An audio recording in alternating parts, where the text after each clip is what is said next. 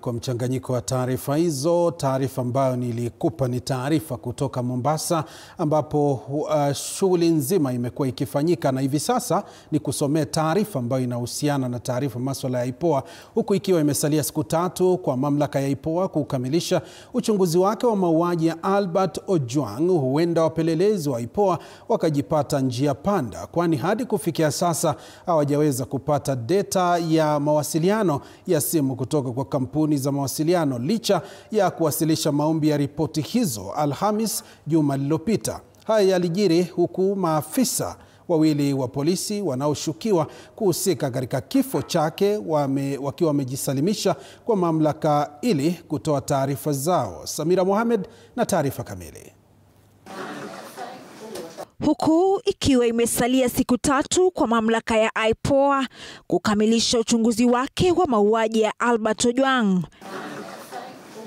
huenda wachunguzi wakakumbwa na changamoto kubwa, kwani hadi sasa hawajaweza kupata data ya mawasiliano ya simu kutoka kwa kampuni za mawasiliano. Wapelelezi hao wanasema kuwa data hiyo ni muhimu katika uchunguzi wao, kwani itawasaidia kujua ni nani aliyewasiliana na washukiwa wakuu na pia kuwasaidia kujua walipokuwa washukiwa wakati wa kifo cha Ojwang usiku wa kuamkia Jumapili tarehe 8 mwezi huu. Hii licha ya kuwasilisha maombi ya ripoti hizo Alhamisi wiki iliyopita.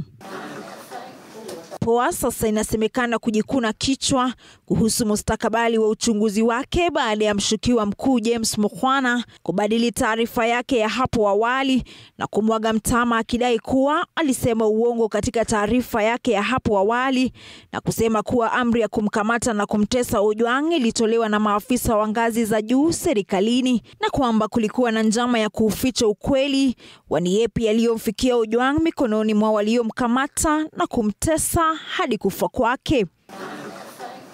Huku hayo yakijiri, maafisa wawili wa polisi wa kituo cha Central wanaodaiwa kuwa kwenye zamu usiku wa mauaji hayo wamejisalimisha kwa mamlaka ya kutathmini utendakazi wa polisi yani IPOA ili kutoa maelezo yao.